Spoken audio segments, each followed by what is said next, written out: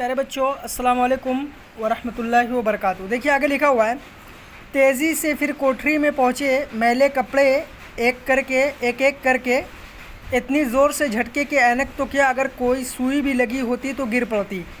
لا حول ولا قوت الا باللہ۔ یکلخت نیا خیال سوجھا، تیزی سے بھاگ کر پھر غسل خانے میں پہنچے۔ لوٹے اٹھا کر دیکھنے سے رہ گئے تھے، وہاں بھی کچھ نہ ملا۔ گردن بڑھا کر ایک نظر لوٹوں کے اندر بھی ڈالی، لیکن کچھ حاصل نہ ہوا۔ مایوسی کے عالم میں داڑھی کھجاتے ہوئے کمرے میں آ گئے، اپنے خیالوں میں بڑبڑائے، آخر یہ ماجرا کیا ہے؟ کچھ دیر تک گمسم کھڑے رہے، پھر تخت پر بیٹھ گئے۔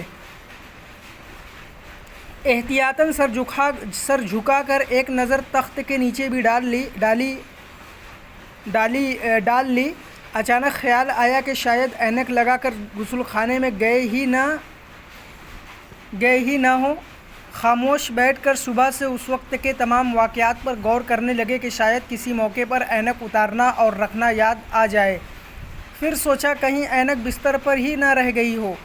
دالان میں جا کر سارے بستر الٹ پلٹ کر ڈالے، ان میں سے اپنا بستر کھوج کر باہر نکالا، اس کی ایک چیز دیکھی، اچھی طرح جھٹکی، تکیوں میں ٹٹولا، مگر اینک کا کچھ پتہ نہ چلا۔ اسی وقت دیوان خانے کا خیال آیا کہ شاید اینک سیر سپاٹے سے واپس آ گئی ہو۔ تیز قدم بڑھاتے ہوئے وہاں پہنچے، لیکن وہ واپس نہیں آئی تھی۔ مجبوراً کوٹری میں تخت پر کھوئے انداز میں جا بیٹھے، یعنی حد ہو گئی۔ میز، کرسیاں، الماریاں، فرش، طاق وغیرہ ایک چیز دیکھ ڈالی، اینک کہیں ہو تو ملے۔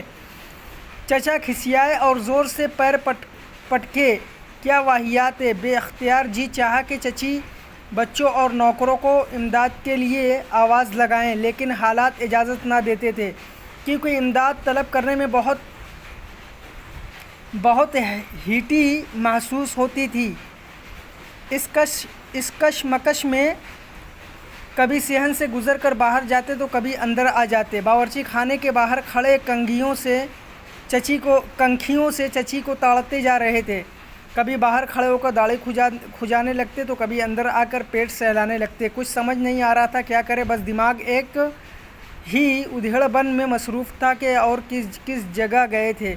چچا چھکن غصے کی حالت میں کمرے میں ادھر ادھر ٹہل رہے تھے۔ اتفاقاً بنو ہنکھلیا کا سامان لیے ادھر سے گزری۔ چچا نے اشارے سے بلایا، آہستہ سے کہا، بنو ہمارا ایک کام کیجیو، ہماری اینک کھو گئی۔ بنو نے کہکہا لگایا اور پوچھا، کون سی اینک؟ چچا چھکن بولے، ارے احمق، جو اینک ہم لگاتے ہیں، اور کون سی؟ مگر دیکھ تیری اماں کو پتہ نہ چلے۔ بنو معصومیت سے چچا کا منہ تکتے ہوئے بولی، مگر آپ نے تو اپنی اینک ماتھے پر لگا رکھی ہے۔ چچا چھکن نے چونک کر ہاتھ ماتھے پر لگایا ہے۔ اب اس سبق کو آخر تک پڑھیے اور وائس کو ریکارڈ کر کے ہمیں سینڈ کریے۔